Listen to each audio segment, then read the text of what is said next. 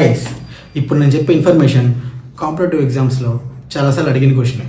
అదేంటంటే top 10 literacy rate states in India. Literacy rate అంటే ఒక స్టేట్లో ఎంతమంది చదువుకున్న వాళ్ళు ఉన్నారో వాళ్ళ పర్సంటేజ్ తెలిపేదే లిటరసీ రేట్. అట్లాగే ఇండియాలో టాప్ 10 ఏ స్టేట్స్ ఉన్నాయో చెప్తా వినండి. ఇండియాలో టాప్ 10 లిటరసీ రేట్ ఉన్న స్టేట్స్లో 10th ప్లేస్లో ఉంది Manipur with 92%. 9th place Pondicherry 92.7%. 8th ప్లేస్లో Goa with 93.6%.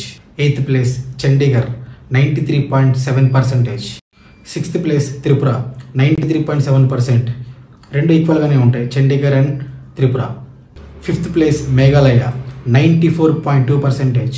4th place Kerala 95.3%. 3rd place Nagaland 95.7%. 2nd place Lakshadweep 97.3%. Top 1 వచ్చేసరికి మిజోరాం ఉంది 98.2% లిటరసీ రేట్లో. ఇంతకు ముందు వరకు కేరళ నెంబర్ 1గా చాలా కాలం ఉంది, కానీ ఇప్పుడు దాని మిజోరాం అనేది క్రాస్ చేసింది. దీని పక్కన పెడితే మన తెలుగు రాష్ట్రాలు మాత్రం 70% దగ్గర ఆగిపోయినాయి లిటరసీ రేట్లో. కారణం ఏంటో మీ అందరికీ తెలుసు. 1 TFI బానిస, 2 మా పొలిటికల్ లీడర్ బాగుండాలి. మన కాన్సన్ట్రేషన్ మొత్తం వీళ్ళిద్దరి మీదే ఉంటుంది తప్ప మన కెరీర్ మీద అసలు ఉండదు. మినిమం రిసోర్స్ లేని చాలా స్టేట్స్లో లిటరసీ రేట్ చాలా గట్టిగా ఉంది, కానీ అన్ని రిసోర్సులు ఉన్న మన స్టేట్స్లో మాత్రం, మన స్టేట్స్ అంటే ఆంధ్ర తెలంగాణ తెలుగు రాష్ట్రాల్లో మాత్రం 70 దగ్గరే ఆగిపోయినాయి మన లిటరసీ రేట్. అంటే మనకి ఎక్కడ ప్రాబ్లం వస్తుందో మనమే ఆలోచించుకోవాలి.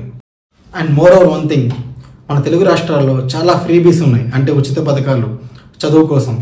ఆ రాష్ట్రాల్లో అట్లాంటి పథకాలు కూడా ఏమీ లేవు. అట్లాంటి రాష్ట్రాలు 90s 80sలో ఉన్నాయి.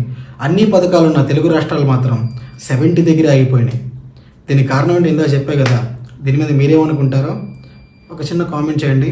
ఇట్లాంటి ఇన్ఫర్మేటివ్ వీడియోస్ కోసం మన ఛానల్ని సబ్స్క్రైబ్ చేయండి, ఫాలో చేయండి, షేర్ చేయండి. Thank you guys. నెక్స్ట్ వీడియోలో కలుద్దాం.